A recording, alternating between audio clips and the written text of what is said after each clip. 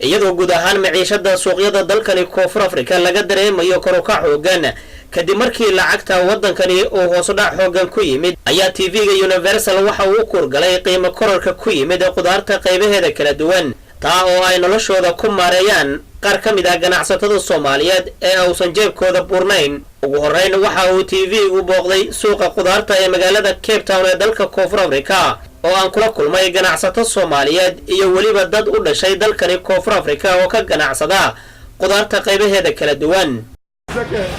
عشان aad ayayna ugu kacday special qudaarta markaan tusaale ku soo qaato mooska waxaan ku gadan jirnay 130 maanta wuxuu marayaa 180 karootada waxaan ku gadan jirnay 25 maanta wuxuu marayaa 50 yani idmiinis 50% ay qudaarta naqatay yani waxa naqatay business ka nooc walba qarabo Ridwan waxa uu ka mid yahay muslimiinta u dhalatay dalkani Koonfur Afrika ee ku ganacsata suuqani waxa uuna wax yar uga hadlaa afka Soomaaliga Paradeu, continuation, Lehlan, todo batan, Lehlan yeshan.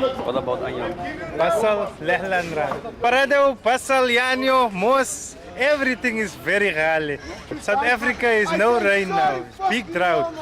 So all the stuff is getting very high. Almost 50% more than last year. First time in history we pay so much for stuff. Is there any hope that you think it be a raqiis? I don't think so. markii hore waxay ahayd in qudaarta qofka shaqaysanaya uu faa'iido helo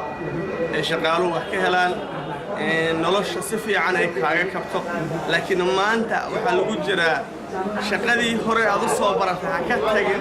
oo customer-kaagiina ka kala tagin ma ahane wax faa'iido oo haba yaraatay lagu qabo ma jirto wax walba way qaaliyoobeen maadaama doolarku uu kor u kacay laakiin hadda waxa ugu daran qudaarta faa'iidada qudaarta hore oo uga heejin hadda kama helno Xasan Kaafi Maxamed Shire telefishinka caalamiga Universal magaalada Cape Town